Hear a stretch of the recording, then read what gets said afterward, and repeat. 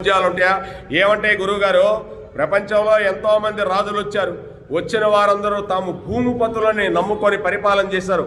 పోయేటప్పుడు ఇంత భూమి కూడా తీసుకెళ్ళలేకపోయారు. ఒక్కడు చూపించ నాకు అన్నాడు.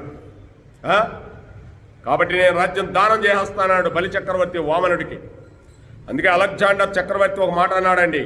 వెళ్ళిపోయేటప్పుడు ఒక మాట చెప్పాడు. నేను మరణించిన తర్వాత నా శవపేటికి 2 కన్నములు పెట్టండి, వాటిలో నుంచి 2 చేతులు బయట పెట్టండి. ప్రపంచ విజేత అలెగ్జాండర్ భూస్థాపితం చేయబడిన తర్వాత శిలాఫలకం మీద దాని మీద ఈ మాట రాయండి. ఏమని రాయాలి? Alexander the great came in to this world with empty hands, became the world convener from some time and left this world with empty hands అని రాయండి.